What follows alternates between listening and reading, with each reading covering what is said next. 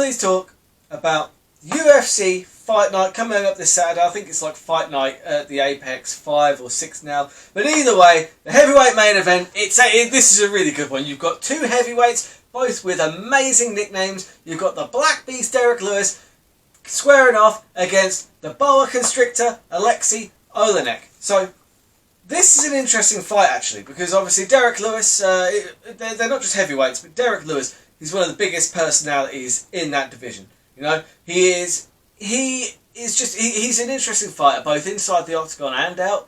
He's got one of the most entertaining Instagrams out there. He's just very funny, and yeah, he's an entertaining fighter, right? Because he's a striker predominantly, and he tips the scales at like 265. He's 6'3". He's a big old boy. So when he throws hard, and if he hits you, he's gonna knock you out. That's a given.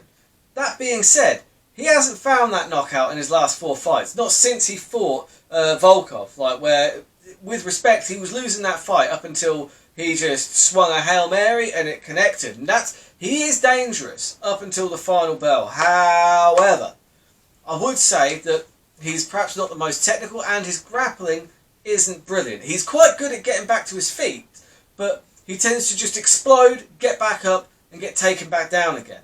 And that uses up a lot of energy, right? And that's going to be a problem for him here, because he needs a gas tank to fight a guy like Oleinik. Now, the thing that interests me about this matchup is that I think the bookies have got it really wrong.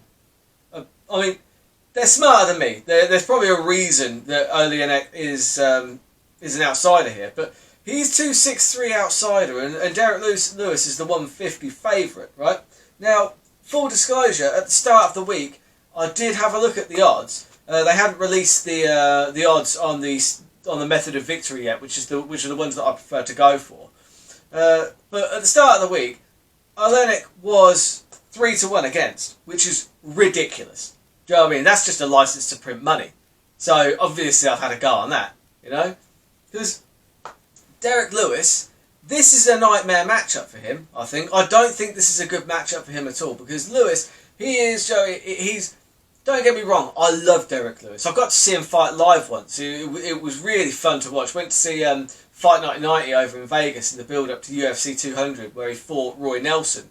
Went to a decision, but I mean, man, he's like flying around. He's throwing these switch kicks. It's a weird thing to see a guy who's that big throwing a switch kick. It's ridiculous. He should not be able to do that. He's a very agile man. However, again, he tends to use those kind of big techniques that just drain a lot of energy. They're big power moves that require a lot of energy, and that's where his gas tank tends to go. And let's not forget, this is a 5-round main event. So yeah, I just think that there are too many problems here for Derrick Lewis to be a favourite, in my opinion. In my opinion, Derrick Lewis has one way to win this, and that is by knockout. If he catches him, like the same if he catches you or me or anybody, they're going to fucking sleep. But I just think that Oleinik, he's very durable, and he's quite savvy when it comes to his striking as well. He's quite good at avoiding taking shots clean. Now, Oleinik, right, he has been around the block. I don't know how old he is, but I would lean towards old as fuck, because he has fought in 4 different decades now. That's the 90s, 2000s, 2010s, and the 2020s, right? He is 59, 13, and 1. That is his record. That's ridiculous. He has got 46 submissions. 46? Are you mental? That's probably double the average kind of MMA career just in submission victories alone. Right? Now you're probably thinking like, well, who are they against? Granted, not all of them were against UFC level competition, but his last 12 fights have been in the UFC. He's won 8 of those, and 6 of those by submission. 3 of those, I believe, again, this is off the top of my head, but like 3 of those, I believe, were by Ezekiel choke. Now the Ezekiel choke is a very unorthodox choke that Oleinik really likes, right? What it is like, it's a choke that you get from the bottom, but he tends to grab them into it from a standing position, and then he pulls them into him, and basically gives up a takedown almost. Like he just like throws himself onto his back, but he keeps hold of their head, and they call him the boa constrictor for good reason, because he has got a hell of a squeeze. Do you know what I mean? He squeezes the life out of people, and I believe one of them, at least one of them, I'm pretty sure he got whilst his opponent had him mounted, and he actually let him get the mount and got his head, and then squeezed him and submitted him. It was brilliant, right? And I see that happening. I see it happening because Derrick Lewis is going to get tired. He gets tired in all of his fights. It's going to happen, right? And Oleinik is an excellent grappler. That's where Derrick Lewis seems to struggle. Let's not forget, this is the smaller octagon as well. The Apex Centre, they don't have the full-sized octagon. I believe it's like 5 feet shorter on every single section, so you lose quite a lot of space. So that is bad for these strikers that want to try and stay elusive and stay away from the grapplers. Because if Oleinik gets his hands on Derrick Lewis, I believe he's dragging him to the floor by whichever way he can, and he is finding that choke. Like, he is plus 350. Oleinik is plus 350 to get the submission.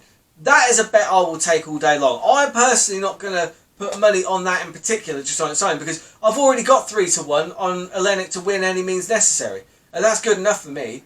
But what I will do is I'll take that submission and I'm going to combine it with something else on the card. Because also on this card, we've got Chris Weidman fighting against Omari Akhmedov. Now, Akhmedov, he's one of these like Russian cats who's like, I believe he's a decent wrestler, and he just tends to win by decision all the time. If you look at his record, it's like his last 8 wins are like by decision, by dominant decision, right?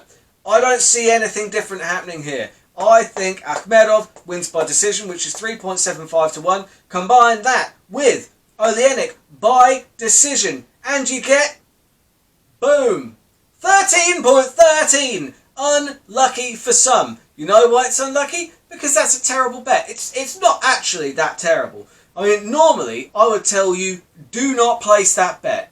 And today is no exception. Because it is going to be a terrible... It's only good if it comes off. And you know what? There are too many variables because you've specified the method of victory because I'm an idiot. And yeah, just no matter what will happen is Oleinik will win by decision or knockout. Do you know what I mean? I think he's like 20-1 to get the knockout. It's ridiculous. But either way, Oleinik by that is a terrible bet, but it is one that I'm placing all day.